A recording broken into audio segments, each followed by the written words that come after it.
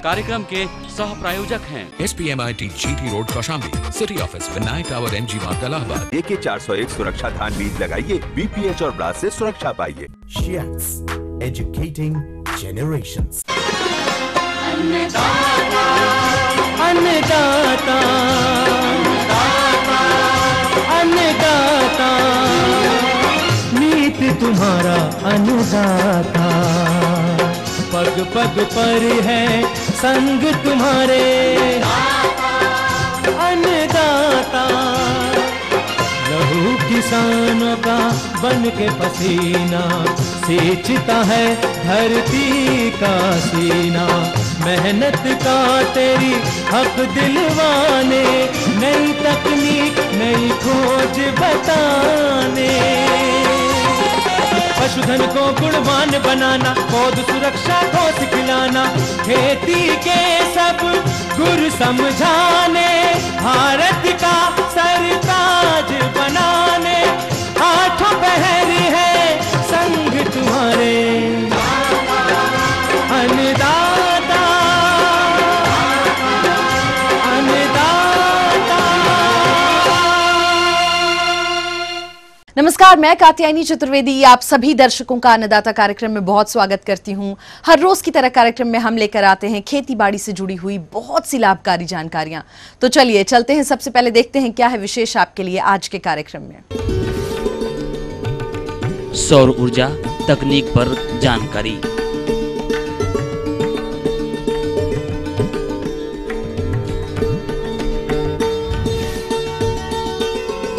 केला की फसल में रोग और कीट नियंत्रण।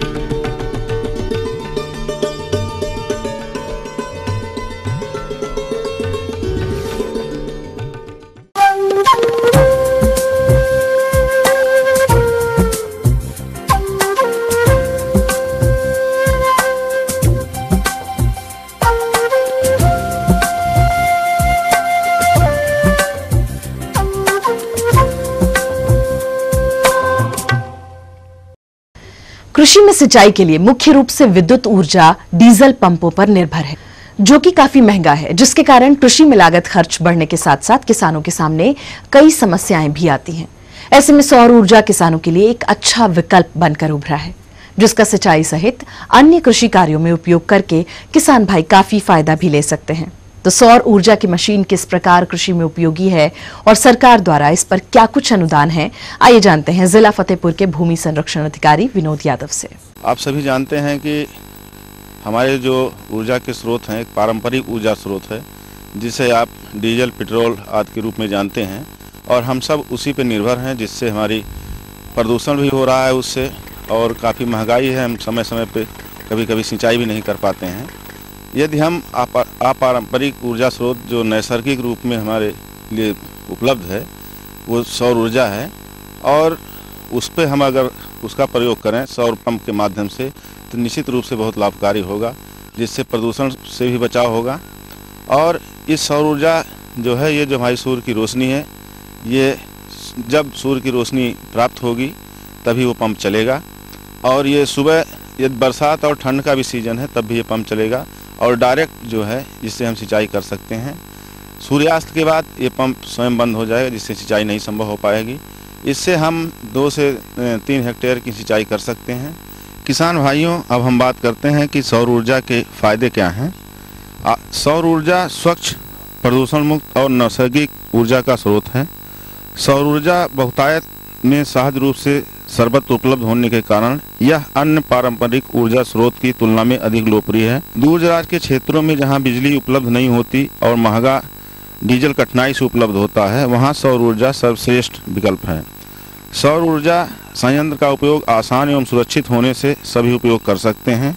इससे हमारी पारंपरिक ऊर्जा जो स्रोत है उससे हमारी निर्भरता घटेगी, और इससे हम सिंचाई के उपयोग करके टपक सिंचाई जैसे है, जिसे हम ड्रिप इरिगेशन कहते हैं, स्प्रिंकलर सेट का भी हम इससे चला सकते हैं। और विशेष रूप से जो फ़ायदा हो, गांव और दुर्गम भागों में जहां बिजली की अनियमितता की समस्या रहती है, अपारंपरिक ऊर्जा स्रोतों का उपयोग देश के भविष्य को उज्जवल करने वाला है।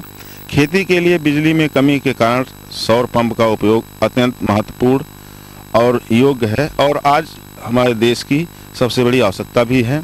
किसान भाइयों, इसके साथ साथ मैं आपको इसके बारे में और जानकारी देना चाहता हूँ।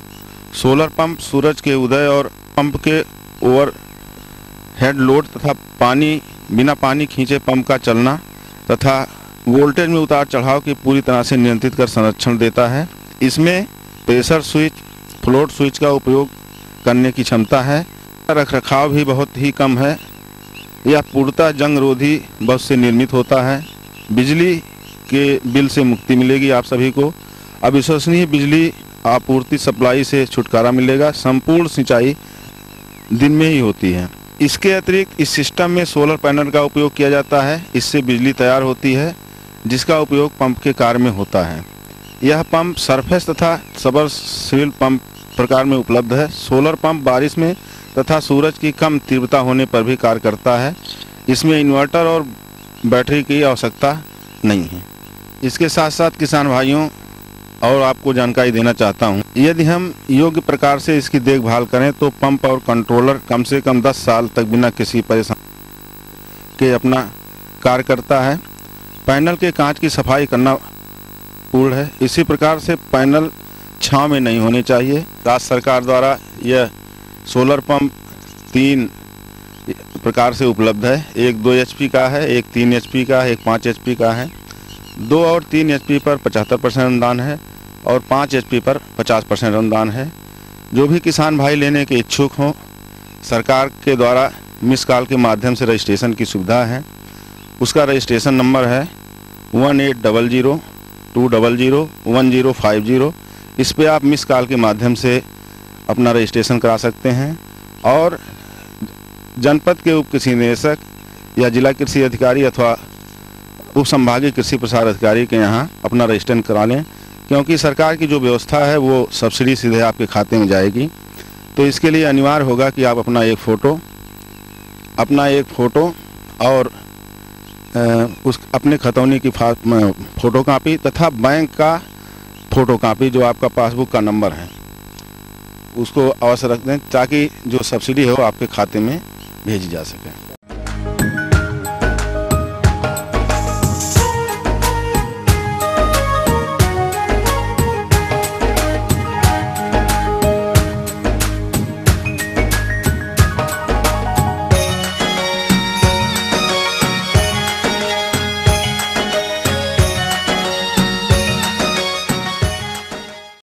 फलों के अंतर्गत यदि आपने केले की खेती की है तो आपकी फसल में इस समय फूल और फलन की अवस्था चल रही होगी। ऐसे में फसल से गुणवत्ता युक्त उपज के लिए आपको फसल की सुरक्षा पर ध्यान रखना होगा, क्योंकि कीट और रोगों के प्रकोप से फलों की गुणवत्ता और उपज प्रभावित हो सकती है। इसलिए आपके केले की फसल में यदि कीट रोगों का प्रकोप है, उनका नियंत्रण कैसे करेंगे, आइए जानते हैं रायबरेली के विषय विशेषज्ञ डॉक्टर AK तिवारी से। मैं प्रमुख कीटों के बारे में आपको बताना चाहूंगा, जिसमें केले का भृंग या बनाना बिटिल जिसको आप कहते हैं, या दूसरी भाषा में केले के पत्ती का बिटिल कहलाता है। यह एक कीट है जो कि आपको लाल भूरे रंग का दिखाई देगा और बहुत छोटे आकार का भृंग होता है, जो मुलायम पत्तियों तथा नए फलों को खुरच कर खाते हैं, जिसमें पत्तियों एवं फलों पर खरोच पड़ जाता है। पौधों के मध्य की जो पत्तियां होती हैं, जो अग्रभाग बनाती हैं, यह बुरी तरह क्षतिग्रस्त हो जाती हैं। किसान भाइयों, इस प्रकार के कीट के नियंत्रण के लिए, अपनी फसल को सुरक्षित रखने के लिए आपको मिथाइल ओ डिमेटान 25 EC नाम की जो रसायन है उसका इस्तेमाल 1.25 मिलीलीटर प्रति लीटर पानी में घोल बनाकर करना होगा। इसके अलावा फोरेट 10G नाम की जो दवा आती है या सेविडाल के 10 से 15 दाने गिनकर आप उसके जो केले के पत्तियां हैं उनके जो गोफ होती हैं उसमें आप डाल दीजिए, आपको उससे राहत मिल जाएगी। एक दूसरा कीट है जिसको केले का घुन कहा जाता है या जड़ एवं तना का विविल कहा जाता है। यह कीट आभासी तना का जो निचला भाग है, जो जमीन के पास तने का भाग होता है, अथवा प्रकंद में छेद बनाकर अंडे दे देता है और यह वयस्क कीट रात्रि में प्रकंद को खाता है और जिसके फलस्वरूप प्रकंद सड़ना प्रारंभ कर देता है और यह सड़ना शुरू कर देता है पौधा आपका और केले का फसल नुकसान हो जाता है। इस कीट से निदान पाने के लिए आपको फोरेट 10G दानेदार जो आती है उसका 25 ग्राम प्रति पौधा के हिसाब से उसके थाले में डालना होगा, या डायमिथोएट 1 ml प्रति लीटर पानी की दर से घोल बनाकर आपको इसका छिड़काव करना होगा। इसके अलावा किसान भाइयों, एक आपके केले की फसल में पर्णचित्ती रोग लगता है जिसको लीफ स्पॉट कहते हैं, और यह कवक द्वारा फैलता है जो कि पत्ती का अधिकांश भाग जिसमें झुलस जाता है। रोग के जो प्रारंभिक लक्षण हैं उसमें आप देखेंगे कि ऊपर से तीसरी या चौथी पत्ती पर सूक्ष्म चित्तियों के रूप में ये प्रकट होते हैं और धब्बे हल्के पीले धारियों के रूप में बनते हैं, जो फलों के विशेष प्रकोप हो जाने पर फलों के पकने की निश्चित अवधि नहीं हो पाती है और यह फलों का रंग हल्का गिरवा या हल्का नारंगी हो जाता है।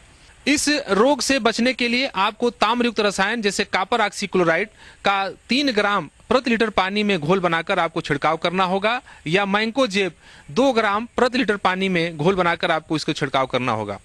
किसान भाइयों, ध्यान रखिएगा कि केले की पत्तियां बहुत चिकनी होती हैं, इस नाते रसायन उस पर रुकता नहीं है, और कोई भी रसायन का छिड़काव करने पर आप इस बात का ध्यान रखिएगा कि उसमें 2% अलसी का तेल मिला लीजिएगा, जिससे केले की पत्तियों पर दवा का घोल चिपक जाता है। केले का एक मुख्य बीमारी है जिसको बंची टाप कहते हैं या गुच्छा शीर्ष नामक रोग होता है। यह केला वायरस 1 नामक विषाणु द्वारा उत्पन्न होता है और यह रोग का जो प्रसार है यह केला एफिड पेंटालोनिया नाइग्रोनार्वोसा नामक माहू कीट द्वारा यह फैलता है, और रोग का लक्षण जो होता है पौधे के किसी भी भाग पर और किसी भी अवस्था में देखा जा सकता है। पौधे के शीर्ष पर पत्तियों का गुच्छा बन जाता है, पौधे बौने रह जाते हैं तथा बढ़वार रुक जाती है। ऐसे में किसान भाइयों, जो संक्रमित पौधा है उसको निकालकर खेत से बाहर करके आप उसको गड्ढे में गाड़ दीजिए या नष्ट कर दीजिए, और इसमें मिथाइलोडिमेटान 1.25 मिलीलीटर प्रति लीटर पानी की दर से या डायमिथोएट 1.6 ml प्रति लीटर पानी की दर से घोल बनाकर आपको केले के पौधे पर छिड़काव करना होगा, जिससे आपको इस रोग से निदान मिल जाता है। तो ये थी कुछ उपयोगी जानकारियां। अब लेते हैं एक छोटा सा ब्रेक, जल्द लौटेंगे और कार्यक्रम में आगे है महत्वपूर्ण जानकारियां, इसलिए बने रहिए हमारे साथ।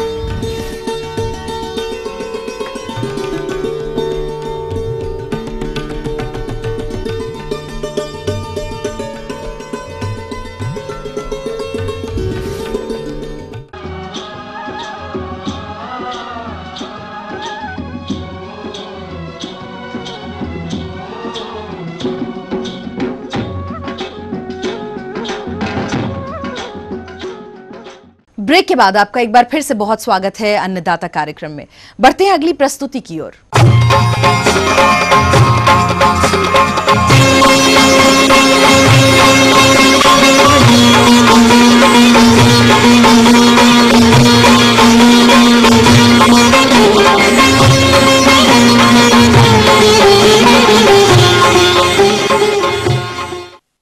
हमारे प्रदेश में दुधारू पशुओं का पालन कर किसान अच्छी आय की प्राप्ति करते हैं, लेकिन उसके लिए जरूरी है कि दुधारू पशु हमेशा स्वस्थ रहें।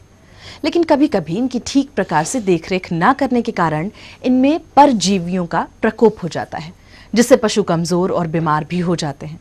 अतः परजीवाओं से किस प्रकार से रोकथाम करें जिससे हमारे पशु स्वस्थ रहें, इसकी जानकारी दे रहे हैं एक विषय विशेषज्ञ डॉक्टर पीसी। किसान भाइयों, जैसे हमारे घर में गाय होती है, भैंस होती हैं, तो जैसे बाह्य परजीवी है, तो बाह्य परजीवी में प्रमुख रूप से जो होते हैं जूं, बग, खटमल, चिंचड़े, माइट्स, ये होते हैं प्रमुख रूप से।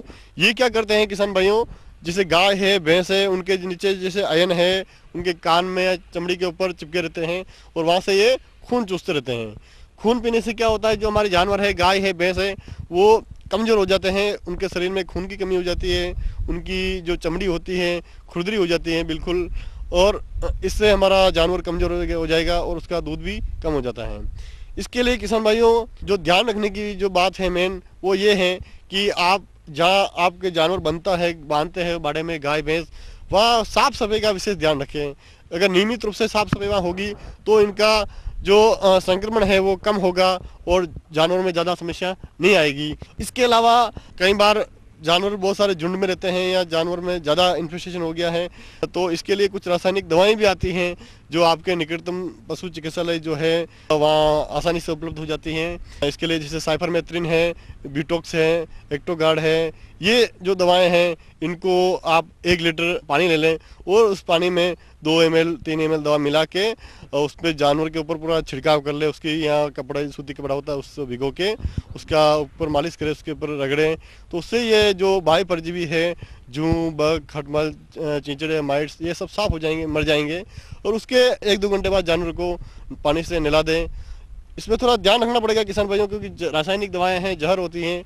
इसका उपयोग में जब भी लें इसका विशेष ध्यान रखें कि जानवर चाटे नहीं है, दूसरा जानवर इसको चाट नहीं पाए। और बाह्य परजीवियों के नियंत्रण का दवा लगा दी आपने, उसके बाद शीशी भी है तो उसको गड्ढे में गाड़ देनी चाहिए या उसको जला दें आप। और छोटे बच्चों की पहुंच से दूर रखें और खाने पीने की चीज से ये दवाएं दूर रखनी चाहिए। इसके साथ ही किसान भाइयों, जानवरों, गाय, भैंस है, दुधारू जानवर है, आंतरिक परजीवियों का भी संक्रमण हो जाता है। आंतरिक परजीवी जैसे नीलवर्म में होते हैं, हुकवर्म है, फीताकृमि है, प्रोटोजोआ है, ये जो कीड़े हैं पेट के कीड़े बोलते हैं इनको। और जहाँ से जानवर की पेट में या छोटी आंत में ये लगे रहते हैं और वहाँ से अपने भोजन का अवशोषण ये करते हैं। किसान भाई बहुत अच्छा चारा खिलाता है, बहुत अच्छा दाना खिलाता है, लेकिन वो सारी ताकत ये जो पेट के कीड़े होते हैं ये वहाँ से लेते रहते हैं। और जो किसान भाई का जो जानवर है, गाय है, भैंस है, वो कमज़ोर होती जाती है और उसका दूध भी कम हो जाता है, उसकी चमड़ी खुरदरी हो जाएगी और उनको बहुत तेज दस्त हो जाते हैं। दस्त ऐसे होंगे जिसमें बहुत तेज बदबू आती है उसमें। तो किसान भाइयों को मालूम पड़ जाता है कि उनके पेट में वर्म्स का काफ़ी हेवी लोड हो गया है, वर्म का इन्फेक्शन काफ़ी ज़्यादा है। इसके लिए किसान भाइयों, जो भी आपके निकटतम पशु चिकित्सालय हैं वहाँ इसकी जो दवा मिलती हैं, एल्बेंडाजोल है, फेनबेंडाजोल है, ये दवाएँ हैं, वो आप उचित चिकित्सा से संपर्क कर उसकी मार्गदर्शन में, उसकी देखरेख में, उसकी सलाह से आप अपने जानवर को हर 3-4 महीने में एक बार परजीवी नाशन दवा आंतरिक परजीवी हेतु जरूर दें, जिससे जानवर के पेट में इनका संक्रमण ज़्यादा नहीं होगा। और इसमें विशेष ध्यान रखने की बात जो है ये है किसान भाइयों कि ये जो दवा है, भूखे पेट जो भी आपके गाय है, भैंस है, उसको सुबह उठते ही 2 घंटे के अंदर ये आप इनको जो आंतरिक परजीवी नाशन दवा है वो दें, ताकि जानवरों में के पेट में ये वर्म का लोड नहीं होगा और जानवरों के जो अंदर पेट से ताकत लेते हैं, अवशोषण करते हैं, उसका अवशोषण नहीं कर पाएंगे और आपका जानवर स्वस्थ रहेगा और उसको दस्त नहीं होंगे और उसका दूध भी कम नहीं होगा।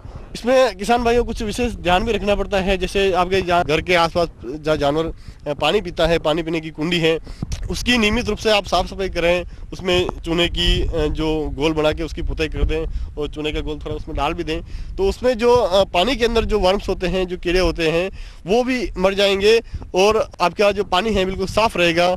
और जहाँ जानवर आप बांधते हैं वहाँ साफ सफाई का विशेष ध्यान रखेंगे तो इनका ज़्यादा संक्रमण नहीं हो पाएगा और आपके लिए ज़्यादा समस्या नहीं होगी।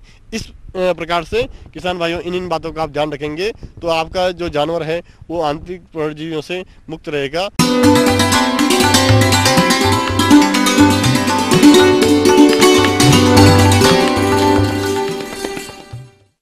अन्नदाता हेल्पलाइन निशुल्क फोन संपर्क सेवा के माध्यम से आपके द्वारा पूछे गए प्रश्नों में से 1 या 2 महत्वपूर्ण प्रश्नों को हम अपने कार्यक्रम में शामिल करते हैं और इसी के तहत आज का चयनित प्रश्न और उसका जवाब इस प्रकार है। निःशुल्क अन्नदाता हेल्पलाइन में आज हमने जिस प्रश्न को शामिल किया है उसे पूछा है जंघई जौनपुर के चंद्रेश सिंह ने। आपने बीजों के अंकुरण परीक्षण पर जानकारी चाहिए है, तो इसके लिए देखिए कार्यक्रम का यह अंश।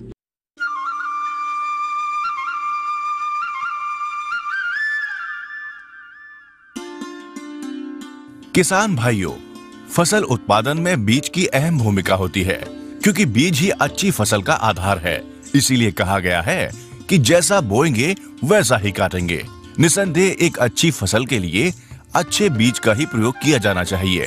यहाँ अच्छे बीज से तात्पर्य उस बीज से है जिसकी अंकुरण क्षमता, भौतिक एवं आनुवंशिक शुद्धता आदि शुद्ध एवं अच्छे बीज के लिए निर्धारित मानक पूरा करता हो। देश में अनेक सरकारी बीज संस्थाओं के होते हुए भी कृषकों को प्रति वर्ष आवश्यक अच्छे बीज उचित मूल्य पर उपलब्ध नहीं हो पा रहे हैं, जिसके कारण किसान अपनी पूर्व में बोई गई फसल से संचित बीजों को ही प्रयोग करने पर विवश है। ऐसे में यदि हमारे कृषक बंधु अपनी पूर्व फसल से प्राप्त दानों को बीज के रूप में प्रयोग करते हैं, तो उन्हें उस बीज की बुवाई से पहले अंकुरण परीक्षण अवश्य करा लेना चाहिए या स्वयं कर लेना चाहिए। आइए समझें कि बोए जाने वाले बीज का अंकुरण परीक्षण क्यों आवश्यक है और इसके क्या लाभ हैं।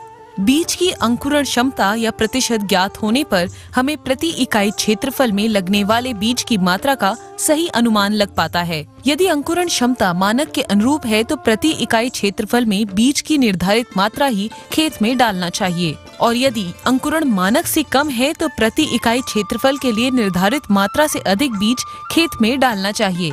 अच्छे जमाव वाला बीज बोने से हमें खेत में वांछित पौधों की संख्या की प्राप्ति होती है, जिससे अनुकूल उत्पादन मिलता है। तो आइए अब बात करते हैं बीज का अंकुरण कैसे ज्ञात करें या कराएं। किसान भाइयों, बुवाई से पहले पर्याप्त समय उपलब्ध रहने पर किसी भी बीज परीक्षण प्रयोगशाला जो कृषि विश्वविद्यालय, कृषि महाविद्यालय, कृषि संस्थान या कृषि विभाग से संबंधित हो, उनके पास बीज का नमूना भेज अंकुरण परीक्षण कराया जा सकता है। नमूना भेजते समय फसल का नाम, प्रजाति का नाम, नमूना लेने का दिनांक, अपना नाम व पता लिखना न भूलें। इसके लिए एक टैग पैकेट के भीतर और एक टैग पैकेट के बाहर लगा दें। यदि समय कम हो और नमूना भेजना संभव ना हो तो किसान भाइयों, आप अपने घर पर ही अंकुरण परीक्षण कर सकते हैं। किसान भाई अपने स्तर पर बीज का अंकुरण 2 विधियों द्वारा ज्ञात कर सकते हैं, जिसमें पहली है बालू विधि, जिसके लिए बालू और एक उथला आयताकार या गोलाकार बर्तन या ट्रे ले लें। बालू को जीवाणु रहित करने के लिए स्टेरलाइज कर लेते हैं। बर्तन में 3/4 बालू भरकर ऊपर से पानी डालकर नम कर लेते हैं। उसके बाद 100 बीजों को बालू की परत पर रखकर ऊपर से बालू की एक हल्की सी परत बिछा देते हैं, जैसा कि आप यहाँ देख रहे हैं। इसके बाद बालू को हल्का सा नम करके ऊपर से ढक देते हैं। 1 सप्ताह बाद आप देखेंगे कि आपके बीज अंकुरित हो रहे हैं। फिर अंकुरित बीजों को गिनकर जमाव का प्रतिशत ज्ञात कर लेते हैं। यदि नमूने में रखे गए 100 बीज में से 70 बीज का अंकुरण होता है तो आप समझ लें कि आपका बीज 70% अंकुरण वाला है। फिर उसी के अनुसार बीज की मात्रा का निर्धारण कर लें। यह विधि बड़े दानों वाले बीजों जैसे मक्का, सोयाबीन, मूंगफली, राजमा आदि के लिए उपयुक्त है। बीज अंकुरण की दूसरी विधि की बात करें तो वो है पेपर विधि। किसान भाइयों, इस विधि में जमाव की जांच के लिए एक विशेष प्रकार का पेपर का प्रयोग किया जाता है, जिसे जर्मिनेशन पेपर कहा जाता है। इसे बाजार से खरीद सकते हैं। इसमें बीज को पेपर के ऊपर या पेपर के बीच में रखकर जमाव परीक्षण किया जाता है।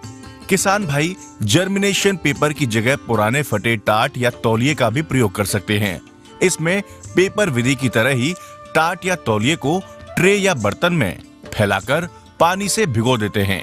इसके बाद इसके ऊपर बीज को स्थापित कर देते हैं और ऊपर से एक दूसरा टाट या तौलिया का टुकड़ा डाल देते हैं। उसके बाद इसको ऊपर से गीला कर देते हैं और अंकुरण के लिए कुछ समय के लिए सुरक्षित रख देते हैं। नमी की कमी होने पर समय समय पर पानी की हल्की छींटें देते रहते हैं। 1 सप्ताह बाद जमे हुए दानों को गिनकर अंकुरण प्रतिशत ज्ञात कर सकते हैं। ये विधि मध्यम आकार के बीज जैसे उड़द, मूंग, अरहर तथा छोटे आकार के बीज जैसे तिल आदि के लिए उपयुक्त होती हैं। तो किसान भाइयों, खरीफ की फसलों से अच्छा उत्पादन प्राप्त करने हेतु प्रयुक्त होने वाले बीज का अंकुरण परीक्षण अवश्य करा लें या कर लें।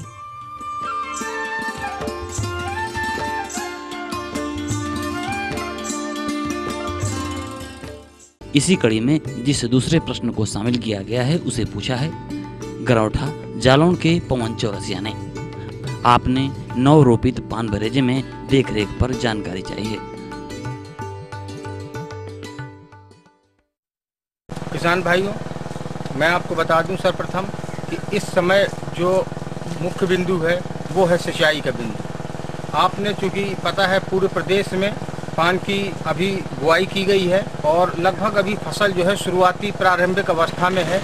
इसमें जो सिंचाई है जिसको कि आप गभोरा के नाम से जानते हैं कि हमारे किसान भाई समझ रहे होंगे कि इस सिंचाई को किसान भाई हमारे गभोरा कहते हैं कि हम गभोरा 2 बार डालेंगे, 3 बार डालेंगे, मतलब सिंचाई 2 बार करेंगे, 3 बार करेंगे। ये निर्भर करती है सिंचाई तापक्रम के ऊपर, साथ ही साथ तेज हवाओं के ऊपर। अगर गर्म हवाएं तेज ज़्यादा चलती हैं, तापक्रम ज़्यादा बढ़ता है तो सिंचाई बढ़ जाया करती है। तो इस तरह आपको विशेष ध्यान रखना है।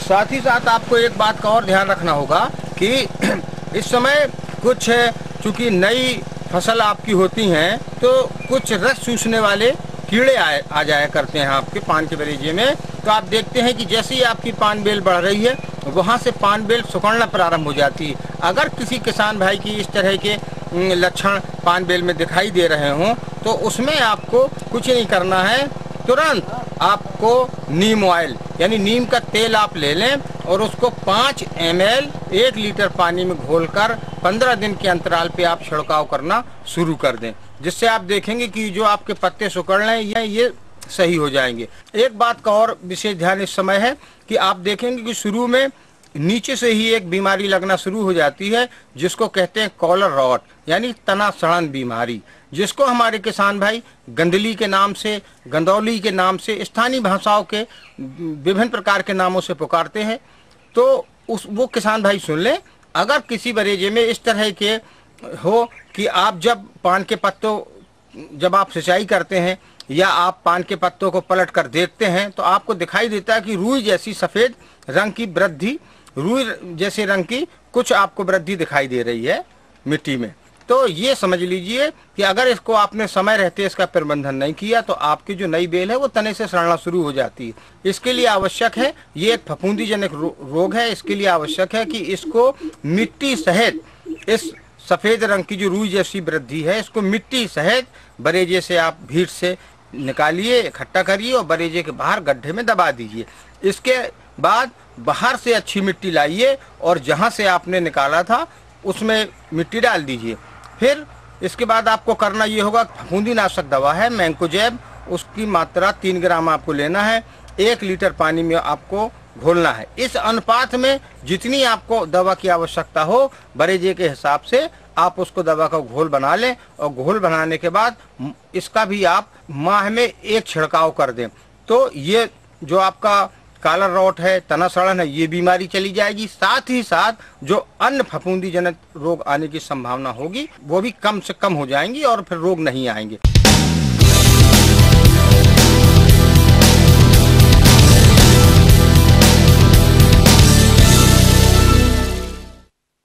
तो राज्य की विभिन्न मंडियों में कृषि उत्पादों के चढ़ते उतरते बाजार भाव की संक्षिप्त जानकारी इस प्रकार है।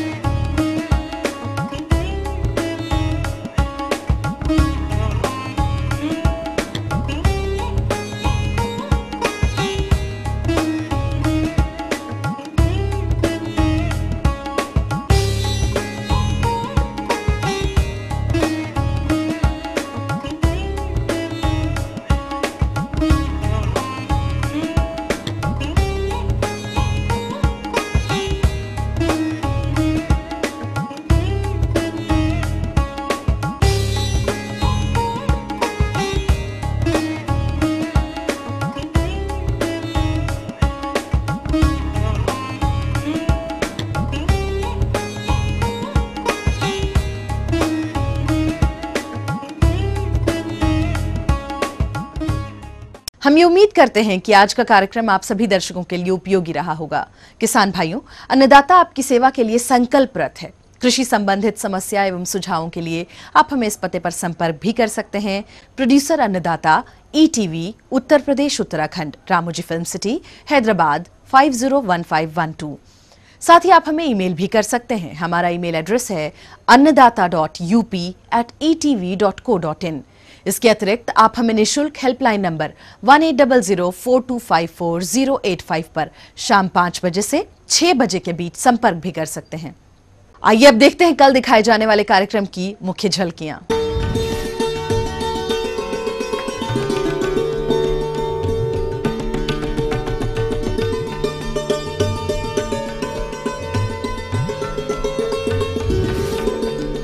और फिलहाल अन्नदाता की पूरी टीम को दीजिए इजाजत।